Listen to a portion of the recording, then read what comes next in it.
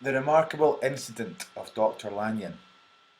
Time ran on. Thousands of pounds were offered in reward for the death of Sir Danvers was resented as a public injury, but Mr. Hyde had disappeared out of the ken of the public as though he had never existed. Ken is a Scottish word for knowledge. Much of his past was unearthed, indeed, and all disreputable. Tales came out of the man's cruelty, at once so callous and violent, of his vile life, of his strange associates, of the hatred that seemed to have surrounded his career, but of his present whereabouts, not a whisper. So in the time that Hyde disappeared, lots of people have started coming forward, talking about the horrible things that he would do. From the time he had left the house in Soho on the morning of the murder, he was simply blotted out, and gradually, as time drew on, Mr. Utterson began to recover from the hotness of his alarm, and to grow more at quiet with himself. The death of Sir Danvers was, to his way of thinking, more than paid for by the disappearance of Mr. Hyde. Now that the evil influence had been withdrawn, a new life began for Dr. Jekyll. He came out of his seclusion, renewed relations with his friends, became once more their familiar guest and entertainer. And whilst he had always been known for charities, he was now no less distinguished for religion. He was busy. He was much in the open air. He did good. His face seemed to open and brightened, as if with an inward consciousness of service. And for more than 2 months, the doctor was at peace. So basically, Mr. Hyde had disappeared, and upon this disappearance, Dr. Jekyll's really come out of his shell again. He seems healthy, he seems happy, he's doing charity, he's back into his religion. The doctor was at peace. On the 8th of January, Utterson had dined at the doctor's with a small party. Lanyon had been there, and the face of the host had looked from one to the other as in the old days when the trio were inseparable friends. So Dr. Lanyon, Mr. Utterson, and Dr. Jekyll were all together. On the 12th and again on the 14th, the door was shut against the lawyer. The doctor was confined to the house, Poole said, and so no one. On the 15th he tried again, and he was again refused, and having now been used to the last 2 months to see his friend almost daily, he found this return of solitude to weigh upon his spirits. So Utterson's been used to seeing his best mate, or his old best friend Jekyll, for 2 months, going to parties, having dinners, hanging out with him and Dr. Lanyon. And then all of a sudden, what do we see? All of a sudden, we see Dr. Jekyll beginning to be more seclusive, and he's not admitting anyone. He's not letting any of his friends see him. He's telling Poole to simply say that he's busy of some reason or other. The 5th night, he had guests to dine with him, and the 6th he betook himself to Dr. Lanyon's. So the 5th night, Utterson had guests in, and then the 6th he went to Dr. Lanyon's. There at least he was not denied admittance, but when he came in, he was shocked at the change which had taken place in the doctor's appearance. He had his death warrant written legibly upon his face. The rosy man had grown pale, his flesh had fallen away, he was visibly balder and older, and yet it was not so much these tokens of a swift physical decay that arrested the lawyer's notice, as a look in the eye and quality of manner that seemed to testify to some deep-seated terror of the mind. And the idea obviously being there that he's completely changed. You know, the three of them are all happy, then all of a sudden Dr. Jekyll doesn't see Utterson or Lanyon for 2 weeks. Utterson goes round to see Lanyon on the 5th day and sees he's a completely changed man. Something has taken complete control of him. And it says there that some deep-seated terror of the mind. It was unlikely that the doctor should fear death, and yet that was what Utterson was tempted to suspect. Yes, he thought, he is a doctor, he must know his own state and that his days are counted, and the knowledge is more than he can bear.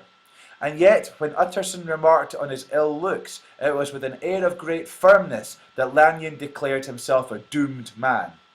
I have had a shock, he said, and I shall never recover. It is a question of weeks. Well, life has been pleasant. I liked it. Yes, sir, I used to like it. I sometimes think if we knew all, we should be more glad to get away. Implying that if we knew all the secrets of the human nature, condition and soul, we would be all too happy to die. Life would not be worth living. That is the implication that Lanyon is saying. Indeed, it is upon this knowledge that he has come upon, that he must now die, or he feels that all is left for him to die. Jekyll is ill too, observed Utterson. Have you seen him? But Lanyon's face changed, and he held up a trembling hand. I wish to see or hear no more of Dr. Jekyll, he said in a loud, unsteady voice. I am quite done with that person, and I beg that you will spare me any allusion to one whom I regard as dead. Lanyon is saying, do not speak to anyone that I see might as well be dead. He is dead to me, he is saying. Tut, tut, said Mr. Utterson. And then, after a considerable pause, can't I do anything, he inquired. We are three very old friends, Lanyon. We are three very old friends, Lanyon. We shall not live to make others. Nothing can be done, returned Lanyon. Ask himself. So basically Lanyon saying, there's nothing I can do. Look, ask Dr. Jekyll. He will not see me, said the lawyer. I am not surprised at that, was the reply. Some day, Utterson, after I am dead, you may perhaps come to learn the right and wrong of this. I cannot tell you. And in the meantime, if you can sit and talk with me of other things, for God's sake, stay and do so. But if you cannot keep clear of this accursed topic, then in God's name go, for I cannot bear it. Now, really quite interesting here. Accursed or accursed means as in under a curse. And what it's really meaning is this whole topic is cursed to him. Do not speak to Lanyon about it. The whole story of Dr. Jekyll, the way he is, something has happened to cause Lanyon great alarm and great fear. And this is something that that Utterson obviously wants to know more about. He goes on to tell us. As soon as he got home, Utterson sat down and wrote to Jekyll complaining of his exclusion from the house and asking the cause of this unhappy break with Lanyon. And the next day brought him a long answer, often very pathetically worded, and sometimes darkly mysterious in drift. The quarrel with Lanyon was incurable. I do not blame our old friend, Jekyll wrote, but I share his view that we must never meet. I mean from henceforth to lead a life of extreme seclusion. You must not be surprised, nor must you doubt my friendship, if my door is often shut even to you. You must suffer me to go my own dark way. I have brought on myself a punishment and a danger that I cannot name. If I am the chief of sinners, I am the chief of sufferers also. I could not think that this earth contained a place for sufferings and terrors so unmanning, and you can do but one thing, Utterson, to lighten this destiny, and that is to respect my silence. Utterson was amazed. The dark influence of Hyde had been withdrawn. The doctor returned to his old tasks and amities. A week ago, the prospect had smiled with every promise of a cheerful and honoured age, and now, in a moment, friendship and peace of mind and the whole tenor of his life were wrecked. So great and unprepared a change pointed to madness, but in view of Lanyon's manner and words, there must lie for it some deeper ground. Utterson is finally beginning to come round to this possible idea that there's something untoward, there's something strange about this whole situation. There's something going on which Utterson knows is not normal. And this is something which is really beginning to be unravelled and exploited by the writer Stevenson. And it's important because up until this point in the story, Lanyon's main significance to it had been his function as a representative of reason. Lanyon was a man who regarded Jekyll's experiments as, to quote, scientific balderdash, meaning it's absolute rubbish. Scientifically, there's no rhyme nor reason for any of Jekyll's theories to be true. Absolute rubbish. He's seen as a man, a rational man in science, in direct opposition to these ideas of superstition and fantasy. This balderdash that Dr. Jekyll seems to be perpetrating to his friends and his colleagues. What we now see Lanyon's role shift, the character has shifted. He is now a precursor, almost an experience of some sort of evil. He's experienced evil possibly more than anybody else than Dr. Jekyll in the novella thus far. He is now an agent of change. Dr. Lanyon changes the narrative. His strange beings, his strange illness, absolute change in his manner, this idea that everything he's worked for and lived for all his life is now suddenly be changed. Lanyon is now testament to the evil that is permeating the whole novella. It is taking over him. He is in a rapture of the evil that permeates the whole novella.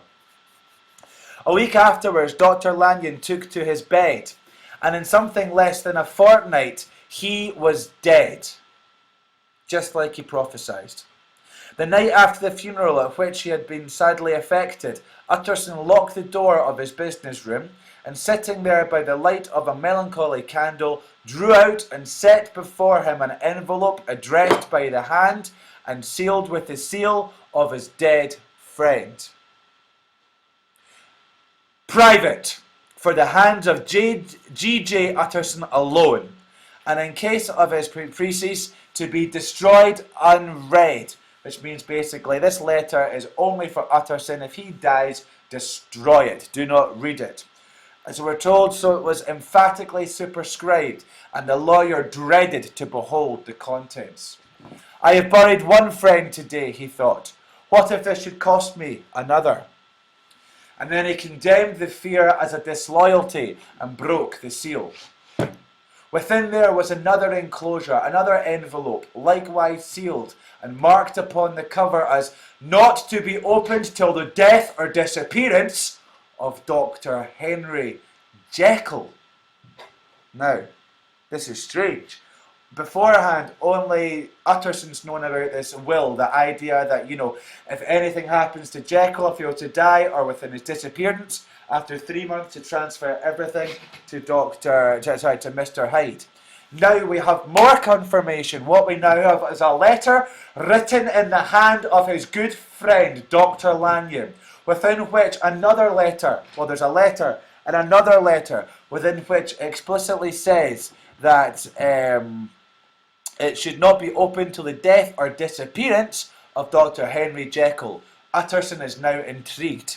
It goes on to tell us, Utterson could not trust his eyes. Yes, it was disappearance. Here again, and in the mad will which he had long ago restored to his author, here again were the idea of a disappearance and the name of Henry Jekyll bracketed.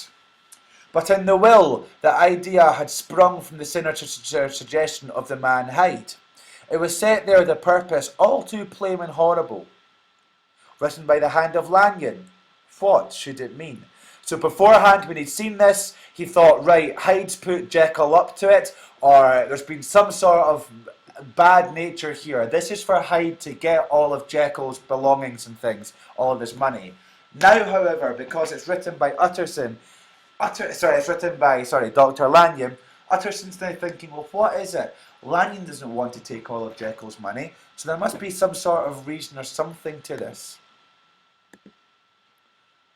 We're told on again, where it goes on to tell us that a great curiosity came on the trustee to disregard the prohibition and dive at once to the bottom of these mysteries. But here we go, which is why Utterson is such an excellent choice of character for the narrator, for the point of view from the narrator to tell the story through Utterson's eyes.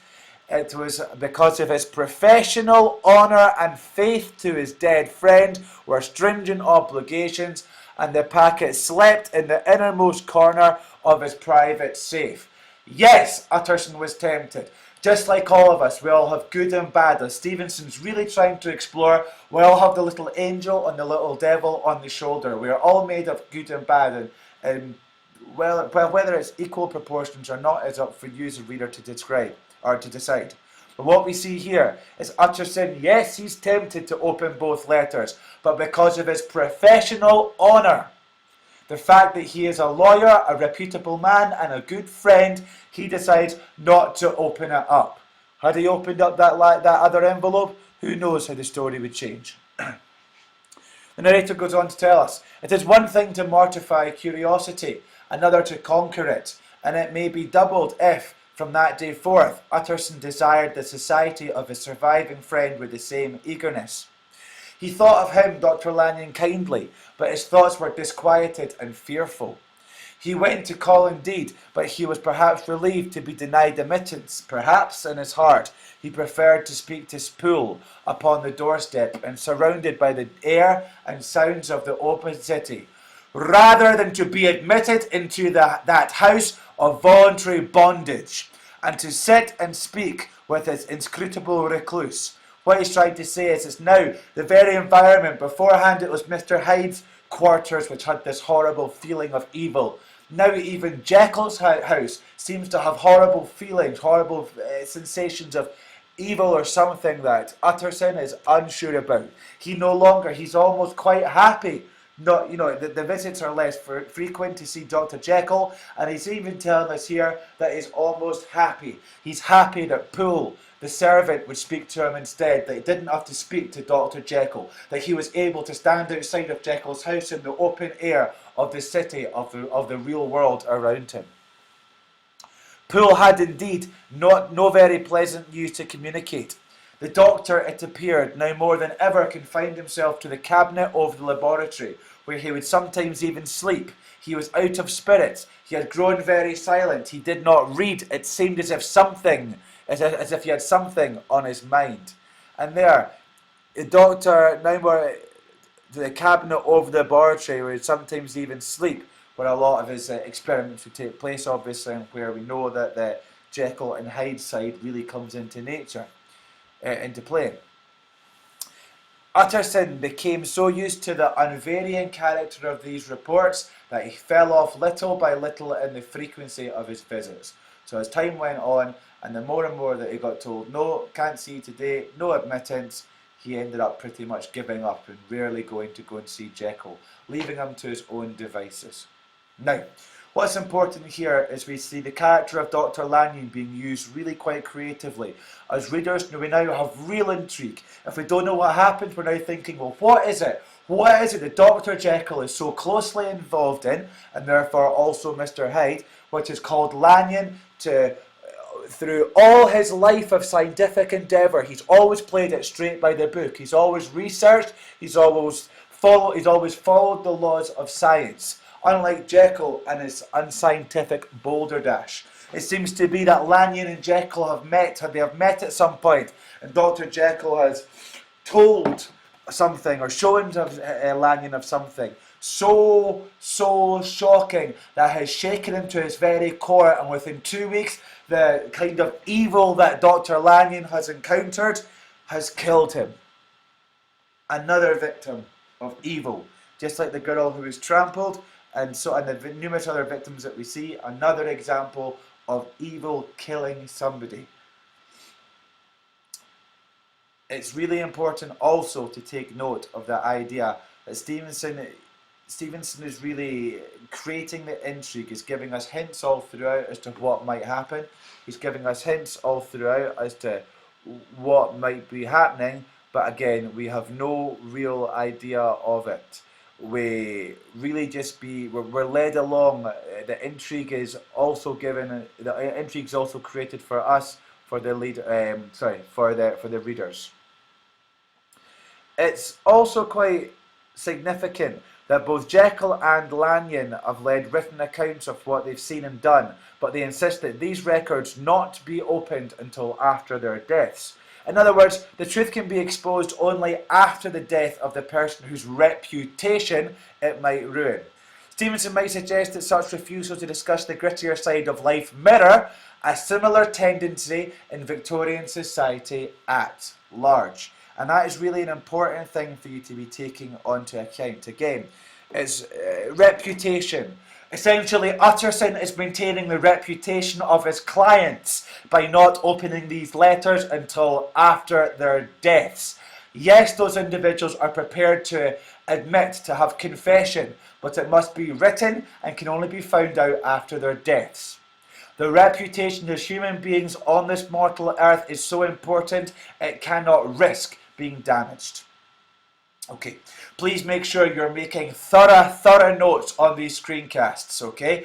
Please make sure you're listening to what I'm saying and not just what's written down, as this is an extra analysis which will help you to get your A's and B's. Make sure that you're highlighting the right bits of the text, and I'd also be adding them to your own copies as well, as long as they're not school copies, obviously.